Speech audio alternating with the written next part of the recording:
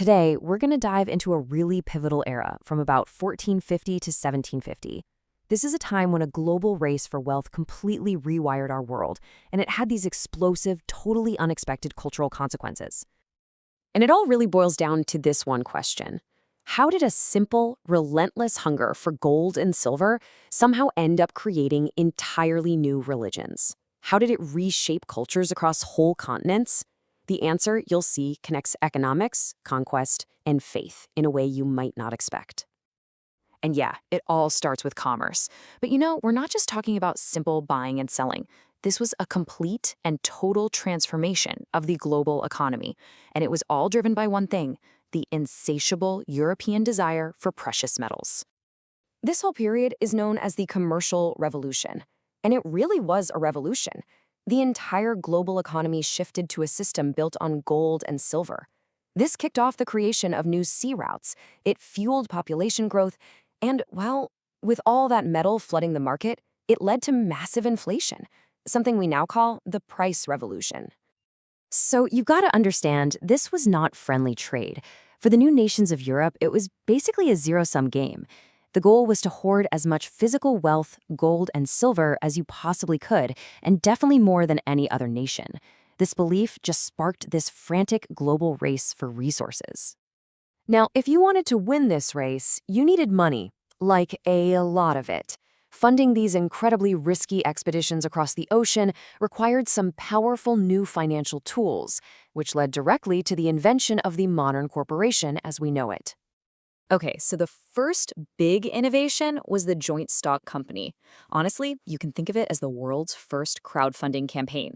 Instead of one super rich person funding a dangerous voyage, now hundreds or even thousands of regular people could buy shares. If a ship came back loaded with treasure, they shared in the huge profits. But if it sank, they also shared in the loss. But the idea that really made all this possible? Limited liability. This was an absolute game changer. It meant that if you invested, the most you could possibly lose was the money you put in. You weren't on the hook for the company's massive debts if the whole thing went belly up. All of a sudden, investing in a global venture became much, much safer for the growing middle class. But let me tell you, this new economic model was definitely high risk, high reward. On one hand, you had something like the Dutch East India Company from 1602. They were a massive success. They used faster ships to completely dominate the super profitable spice trade. But then on the other hand, you had ventures in France and England, where this frenzy of speculation created a huge economic bubble that just burst, bankrupting tons of investors.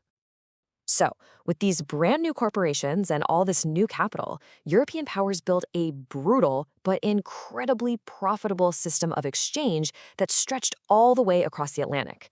This was the engine of the new global economy. This system became known as the triangular trade, and it worked in three absolutely horrific steps. First, European ships would show up in Africa carrying goods like guns and gunpowder. They would trade those for human beings. Second, those enslaved Africans were transported across the Atlantic in the nightmare known as the Middle Passage to work on plantations. And third, the cash crops they produced, things like sugar and tobacco, were shipped back to Europe for enormous profit, which just fueled the whole terrible cycle all over again. Empires tightened their grip using strategies like the monopolies. The Spanish government, for example, controlled all the tobacco trade, and it generated up to a third of its total revenue. And this entire system, from top to bottom, from monopolies to plantations, was built on the foundation of forced labor, which is what fueled the massive profits that built these empires. The impact on Africa was, well, it was devastating. And it was complex. Some societies were just torn apart. Others, like the kingdoms of Oyo and Dahomey, actually became economically dependent on European goods. They gained power by raiding their neighbors, who stood no chance against guns, and selling captives into the slave trade. It was a system that tragically turned communities against each other. Okay, so now let's shift our focus across the Atlantic, over to the Americas, because this economic expansion came with a profound, violent, and really deliberate cultural cost for the indigenous people who were already living there. You see, the goal of the Spanish and Portuguese wasn't just to take resources, it was to completely replace what was there. Entire political and social structures, whole ways of life that had been around for centuries, were systematically dismantled and just about erased by the conquerors. And this cultural destruction, it was deliberate. It was targeted. Conquistadors didn't just defeat armies. They wanted to erase entire worldviews. They actually ordered that native books filled with their history, their science, their religion, be burned because they were considered unholy. And the consequence of that is permanent. Because of this deliberate destruction, very, very few original texts written in languages like Nahuatl, the language of the Aztecs, even exist today. Just think about that. Entire libraries of knowledge and firsthand histories from the indigenous perspective just gone forever. But in the middle of all this destruction, all this oppression, something truly unexpected started to happen. From the collision of these different worlds, entirely new belief systems were forged, blending traditions in what was really a powerful act of cultural survival. The key word you need to know here is syncretism.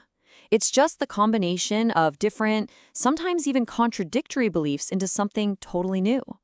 In the Americas, this usually meant enslaved Africans and indigenous peoples blending their traditional religions with the Catholicism that was being forced on them.